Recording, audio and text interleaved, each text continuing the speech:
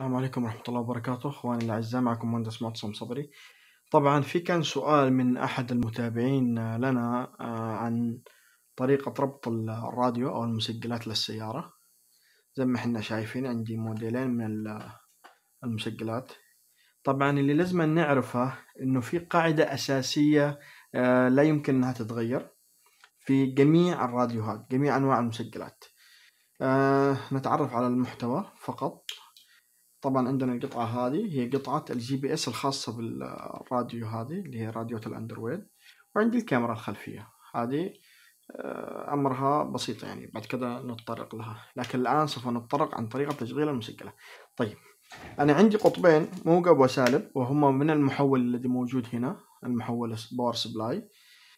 في جميع المسجلات عندي قاعدة ثابتة اللي هي عندي جراوند واجنيشن اللي هو حق السويتش المفتاح، وعندي الموجب. طيب، كيف نعرف الكلام هذا؟ خذها قاعدة. دائما السلك الأصفر المتين، يجيك سلك أصفر متين، لاحظ سلك أصفر. في الأنواع هذا من المسجلات تلقى إنه الفيشة مقسومة نصفين، فيشة علوية وفيشة سفلية. الفيشة العلوية دائما تعرف أن حق الباور إذا وجد فيها الأسود والأصفر والأحمر. هذه قاعدة ثابتة. طبعا هذه قاعدة ثابتة. الأسلاك هذه المتبقية اللي هي منها سلكين حق السيجنال، اللي هي من الدركسون حق الصوت اللي يرفع الصوت ينقص الصوت واللي يقلب بالأغاني، وواحد حق الأنتينا العلوية، وواحد حق الستارت أنتينا، وواحد حق الامبليفاير الخلفي إذا كان في امبليفاير في السيارة، مثل الفورشنال في التويوتا أو اللاند كروزر 2000 فيها توجد امبليفاير خلفي. طيب، اللهم صل على محمد. أو الجيمس أيضا فيها امبليفاير. الاثنين هذونها من هم الاجنيشن ومن هم الموجب ومن هم البطارية.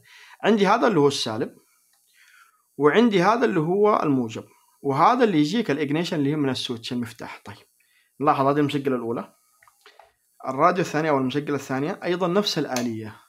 نلاحظ إنه فيها فيشة واحدة، فيها أصفر وأحمر زي ما احنا شايفين، أصفر وأحمر وأسود. طيب، الأصفر والأحمر زي هنا بعض المسجلات يجي فيها ليبل، فيها يعني مارك، علامة. الأسود زي ما احنا شايفين مسجل عليه جراوند، الأسود جراوند، والأحمر مو مسجل على شيء السويتش، والأصفر مسجل على بيتري يعني بطارية موجب.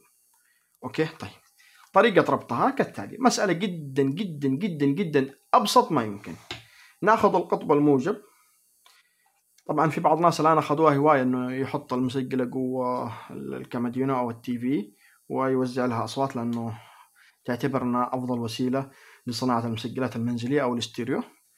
بكل بساطة نجيب محول 12 فولت. طبعا هذا المحول محاكاة للبطارية حق السيارة.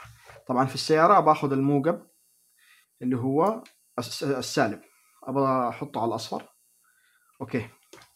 وباخذ السالب من أي مكان في السيارة، ممكن يكون من الصامولة حق التكييف، من أي مكان بحط السالب.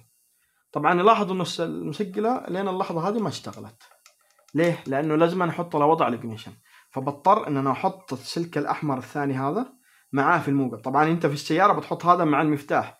أنت طبيعي في السيارة بتفحص الفيشة، في عندك بيكون خط موجب على طول موصل، وفي عندك خط موجب بيشتغل إذا فتحت السويتش. يعني على سبيل المثال لو نفترض إنه هذه هي الكانشة،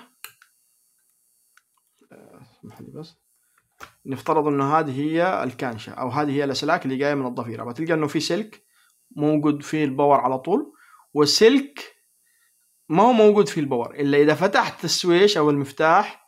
اذا فتحته تلقى انه جاك النار، اللي جاك النار تربطه هنا.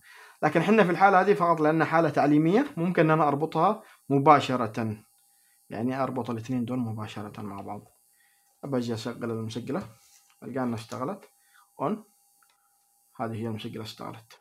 طيب، طريقة معرفة أسلاك الصوت أو أسلاك السماعات. نلاحظ هنا الراديو شغال. طريقة معرفة أسلاك الصوت بكل بساطة دائما، وهذه قاعدة ثابتة يا أخوان، قاعدة ثابتة، نلقى أسلاك متشابهة بالألوان.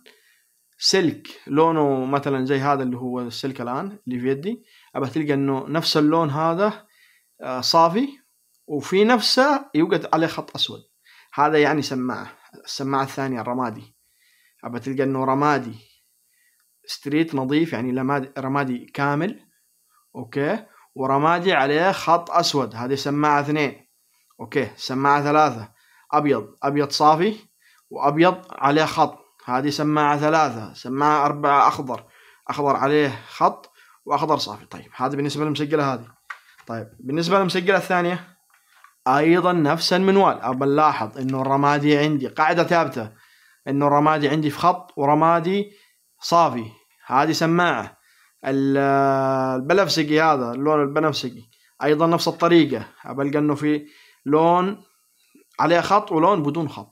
الألوان المتشابهة هذه هي السماعات، 4 سماعات. أوكي 4 سماعات. طبعا خلينا نقرب هذه الآن بأحد السماعات. أنا قد حطيت على الأخضر، أبى أقربها بسماعة البلوتوث هذه. طبعا السماعة حقت البلوتوث هذه الحمراء أنا فاصلها من جوا وحاططها سلك.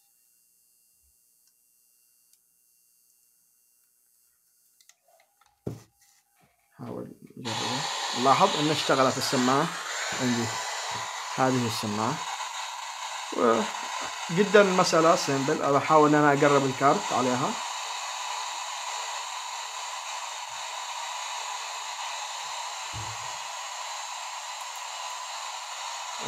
اللهم صل على محمد. تقريبا هذا هو الفايل، هي هذه صار عندي زي ما احنا شايفين.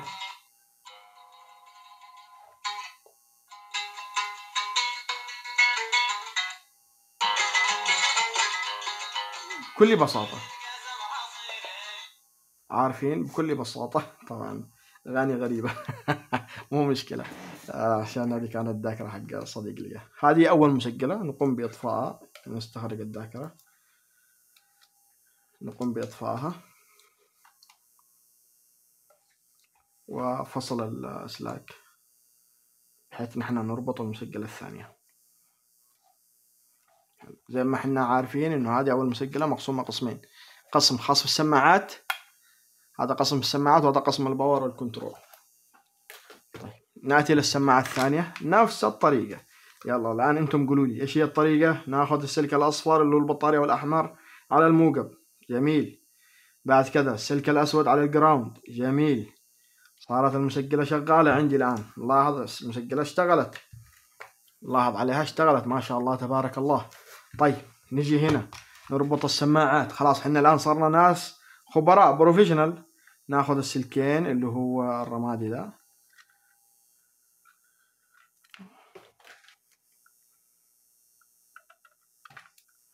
هذا السلك الرمادي، ونقوم بإيصال السماعة كالتالي.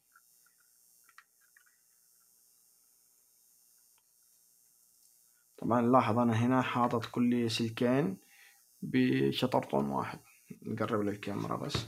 كل سلكين بشطرطون واحد، شايفين؟ كل سلكين بشطرطون واحد. شايفين العملية؟ الأسلاك المتشابهة، الألوان المتشابهة هي مع بعض. طيب نجرب الراديو. ما شاء الله تبارك الله.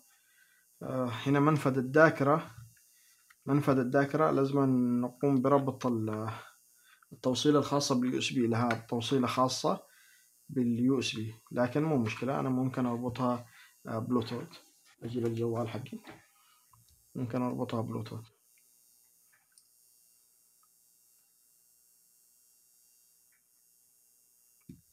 بربط المسجلة بلوتوث، نشوفها انها على أجمل وجه بتشتغل معنا إن شاء الله.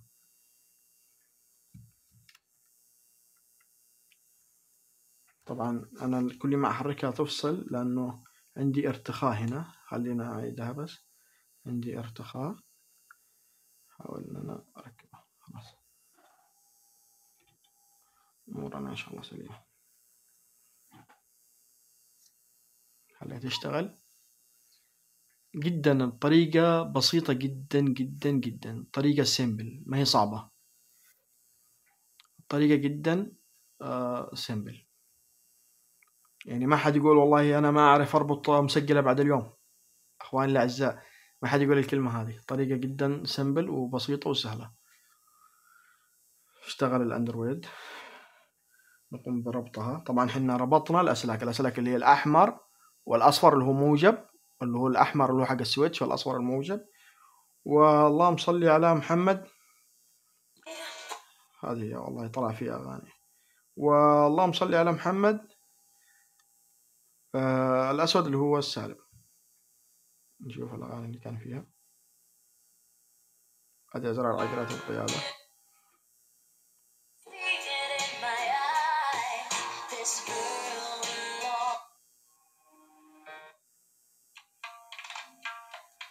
شغالة.